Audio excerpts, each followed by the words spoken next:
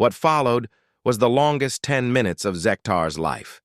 The remaining Krivax forces threw themselves at the small group of defenders with a fury that shook the entire chamber. These weren't the mindless drones they had fought in the tunnels, but specialized guardians whose only purpose was to protect their queen. Each one was the size of a Gornthek warrior, with natural weapons that could slice through Velnari armor like soft tissue. Yet somehow, the humans held them back.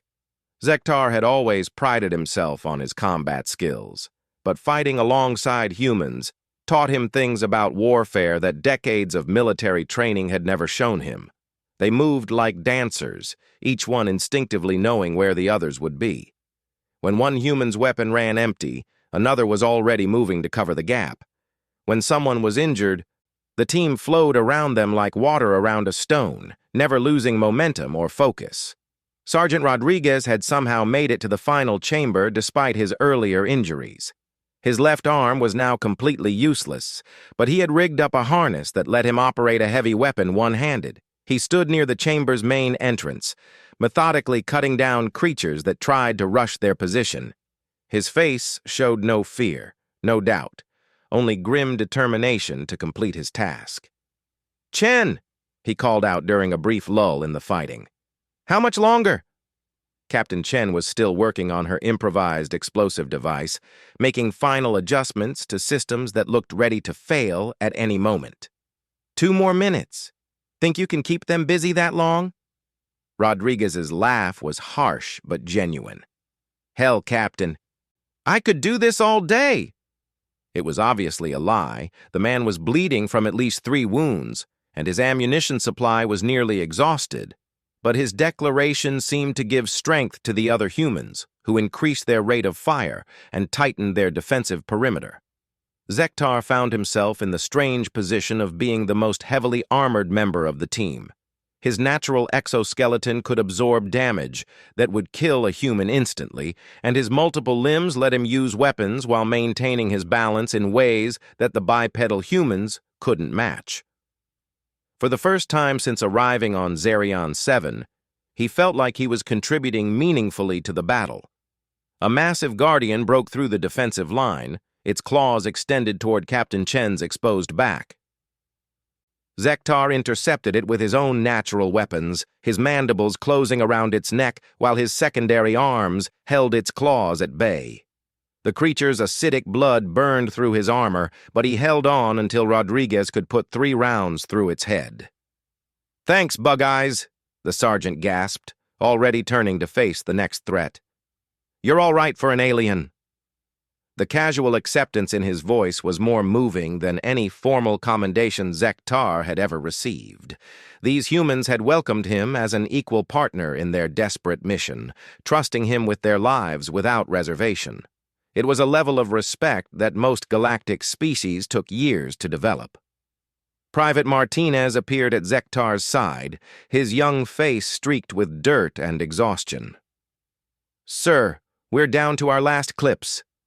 Whatever the captain's planning, it better happen soon." As if summoned by his words, Chen's device began emitting a high-pitched whine that made everyone's teeth ache.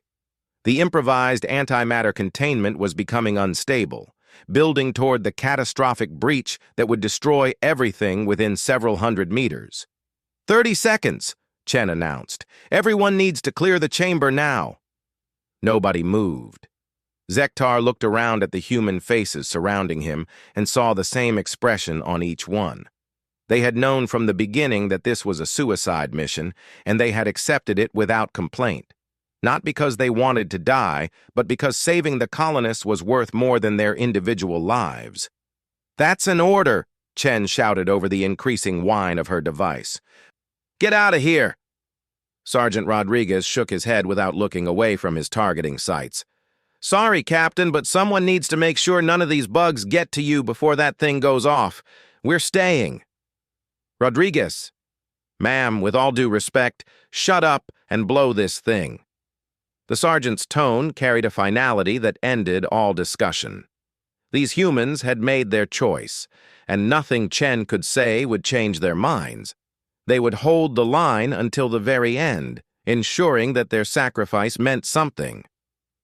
Zektar had a sudden, overwhelming urge to join his voice to theirs. "I stand with them," he declared, raising his weapon toward the advancing creatures. "We finish this together." Chen looked at him with something that might have been tears in her strange blue eyes. "You don't have to do this." "Your people need you." "My people need to learn what I learned today," Zektar replied, "and maybe this way they will." The final charge came with 20 seconds left on Chen's improvised timer. Every remaining Krivax guardian in the nest threw itself at their position in a desperate attempt to save their queen. The air filled with the sound of weapons fire and dying screams as 24 humans and 1 Velnari warrior made their last stand. Rodriguez fell first, overwhelmed by 3 guardians that broke through his field of fire simultaneously. He managed to take 2 of them with him, his final shot punching through overlapping carapaces at point-blank range. Martinez lasted another few seconds before a claw larger than his entire torso opened his chest to the air. He died clutching a grenade with the pin already pulled, taking his killer with him in a blast that shook the entire chamber. One by one, the humans fell. Each death bought precious seconds for Chen's device to complete its countdown. Each sacrifice meant that the queen would have less time to spawn new reproductive forms. They died as they had lived, thinking of others before themselves. With 5 seconds remaining, Chen stood alone on her platform, surrounded by the bodies of her team. The device in her hands was glowing now, containment fields fluctuating wildly as antimatter prepared to escape its magnetic prison. Her face showed no fear, only satisfaction that her mission was almost complete. Zektar, bleeding from dozens of wounds, fired his last shot at a guardian that was trying to reach the platform. The creature fell, but 2 more took its place. He prepared to meet them with his natural weapons, knowing that he couldn't stop them all. The explosion, when it came, was nothing like the antimatter detonations shown in military training videos. There was no blinding flash or mushroom cloud, just a sudden absence where the chamber had been. The containment breach created a sphere of absolute destruction that consumed everything within its radius. Krivax guardians, human heroes, Velnari warriors, and the ancient queen herself. Zektar's last coherent thought was that he finally understood what courage truly meant. The rescue teams found him 3 days later, buried under tons of rubble in a side passage that had somehow survived the blast. His exoskeleton was cracked in 17 places, his internal organs had suffered massive trauma, and he had lost enough blood to kill most species twice over. The medical teams said his survival was impossible. They were wrong. Velnari were tough, and Zektar had discovered something worth living for. The colony on Zerion 7 was saved. The Krivax swarm collapsed within hours of their queen's death, the individual creatures falling into confusion and eventually destroying each other. Nearly 40,000 colonists owed their lives to 12 human ships and the crews that had chosen to sacrifice everything for people they had never met. During his recovery, Zektar received visitors from across the galaxy. Military commanders wanted to understand how such a small force had accomplished what entire fleets had failed to achieve. Xenobiologists were fascinated by the tactical innovations the humans had displayed. Political leaders spoke of forming new alliances and sharing technologies. Zektar answered their questions, but he suspected they didn't really understand his responses. They wanted to know about human weapons and tactics, but the real secret of human success couldn't be measured or replicated. It lay in something deeper than technology or strategy. The first human delegation arrived 6 months after the battle. They came not to claim credit or demand recognition, but to honor their fallen comrades. Captain Chen's sister led the group, a woman who looked remarkably similar to the hero who had saved Zerion 7. Her name was Susan, and she carried the same quiet confidence that her sister had displayed. "We wanted to thank you," she told Zektar during their first meeting. Sarah's final transmission mentioned that you stood with them at the end. That means more to us than any medal or monument. Zektar struggled to find words adequate to the situation. Your sister showed me what courage really means. She and her team gave their lives for strangers they had never met. I still don't understand why. Susan smiled with the same expression that Zektar remembered from Captain Chen. Because it was the right thing to do. That's really all the reason we ever need. The memorial service was held on Zerion 7 itself, in a park that the grateful colonists had built near the site of the old nest. 12 trees had been planted in a circle, each one representing one of the human ships that had been lost in the assault. At the center stood a simple stone bearing the names of everyone who had died in the underground battle. Representatives from dozens of species attended the ceremony. Military honors were presented by the Galactic Defense Council, scientific awards were given by various research institutions, and political treaties were signed that would reshape interstellar relations for generations to come. But the moment that affected Zektar most deeply came when the human delegation began singing. It was the same song he had heard on the battlefield, the rhythmic melody that had helped them coordinate their movements during the final assault. Other species didn't understand the words, but the meaning came through clearly anyway. It was a song about standing together against impossible odds. About choosing to do what was right even when it meant sacrificing everything. About the bonds that connected all thinking beings regardless of species or origin. When the ceremony ended, Susan Chen approached Zektar one final time. She carried a small package wrapped in the same material that human soldiers used for their equipment. "This was Sarah's," she said, holding out the package. "She wanted you to have it." Inside was a simple metal disc bearing an inscription in human script. Zektar's translator struggled with the archaic language, but eventually provided a rough interpretation. "To those who stand together in the darkness, that others might see the dawn." "It's a medal from our world," Susan explained, "given to soldiers who show exceptional courage in defense of others. Sarah earned it during a battle that happened before she ever left Earth. She always said she was just holding on to it until she met someone who deserved it more." Zektar closed his 4 hands around the medal, feeling the weight of its meaning. "I don't deserve this." "That's exactly why you do," Susan replied. "True courage isn't about being fearless. It's about being afraid and doing what's right anyway. You were terrified down in that nest, but you stayed. You fought beside people you barely knew for a cause that wasn't your own. That's what courage looks like." After the humans departed, Zektar remained on Zerion 7 for several more weeks. He walked through the rebuilt colony, observing how different species had come together to create something better than any of them could have achieved alone.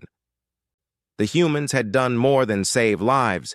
They had provided an example of what was possible when beings chose to stand together instead of apart. The changes began subtly. Galactic defense protocols were revised to emphasize joint operations between species. Research programs were expanded to study human tactics and adapt them for other military forces. Most importantly, the concept of fighting for others rather than just for oneself began to spread throughout civilized space. Zektar found himself at the center of these changes. His account of the battle had become required reading at military academies across dozens of worlds. Young officers from every species wanted to understand how humans had achieved the impossible and what it meant for their own approach to warfare. But the real change was more personal. Zektar discovered that he could no longer think of other species as fundamentally different from his own. The humans had shown him that courage, compassion, and the willingness to sacrifice for others were not uniquely human traits. They existed in all thinking beings, waiting for the right circumstances to emerge. During his final night on Zerion 7, Zektar stood in the memorial park and looked up at the stars. Somewhere out there, Human ships were carrying their message to new worlds, that all life had value, that strangers were just friends who hadn't been met yet, and that the right thing to do was often the hardest thing to do. He thought about Captain Chen and her team, about their casual acceptance of death in service to others. They had redefined what it meant to be a hero, not through individual glory, but through collective sacrifice. They had shown that true strength came not from superior weapons or tactics, but from the willingness to stand together when everything seemed hopeless. The Galactic Defense Council offered Zektar a promotion and assignment to their Strategic Planning Division. Instead, he requested permission to form a new kind of unit, mixed species teams trained in human tactical philosophy. The proposal was approved with enthusiasm, and within a year, Zektar found himself commanding volunteers from across the galaxy.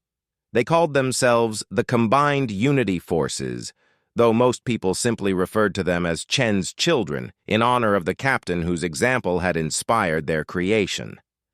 Their mission was simple: to respond to crises with the same selfless courage that the humans had displayed on Zerion 7.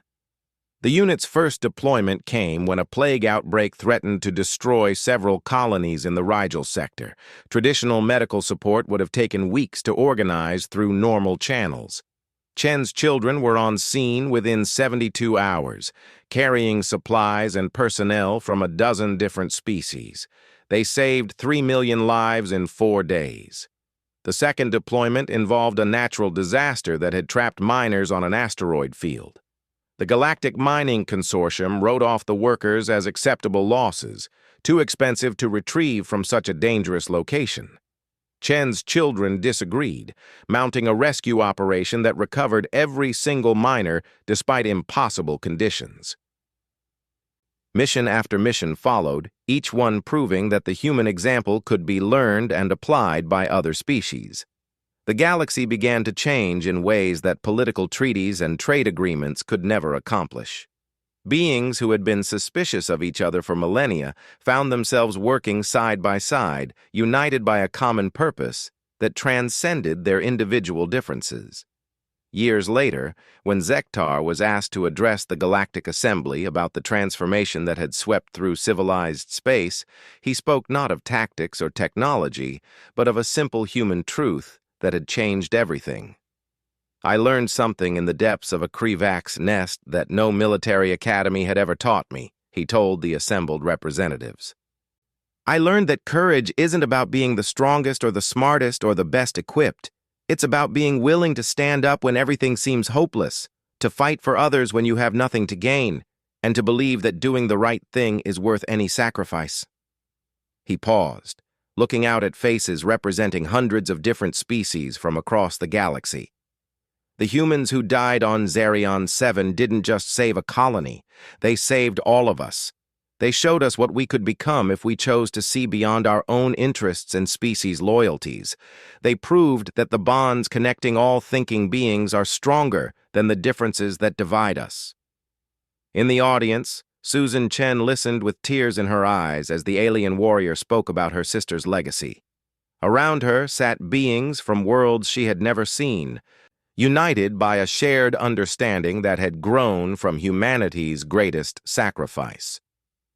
After the session ended, Susan approached Zektar in the corridor outside the assembly hall. The years had been kind to both of them. He had grown into his role as a leader and teacher, while she had become one of humanity's most respected diplomats. "Sarah would be proud," she said simply. Zektar touched the medal that he still wore beneath his formal robes, feeling its familiar weight against his chest. "She gave us all something worth fighting for. The least we can do is make sure her example lives on." They stood together in comfortable silence, watching as representatives from a dozen species worked together on disaster relief protocols that would have been unthinkable before Zerion 7. The galaxy had learned what humans had always known, that true strength came not from standing alone, but from standing together. The memorial on Zarion 7 continued to grow as new species added their own tributes to the heroes who had changed everything. Pilgrimages became common, with beings traveling from across the galaxy to pay their respects and renew their commitment to the ideals that Captain Chen and her team had died defending. But the real monument to their sacrifice wasn't made of stone or metal. It lived in the actions of countless beings who had chosen to follow their example, who faced each new crisis by asking themselves what the humans would have done, and who found the courage to stand together when standing alone would have been easier. The day Zektar fought alongside humans had taught him what courage really meant. Not the absence of fear, but the triumph of hope over despair, of compassion over indifference, and of unity over division. It was a lesson that would echo through the stars for generations to come, carried forward by all those who had learned that sometimes the right thing to do is also the hardest thing to do. And in the end, that made all the difference.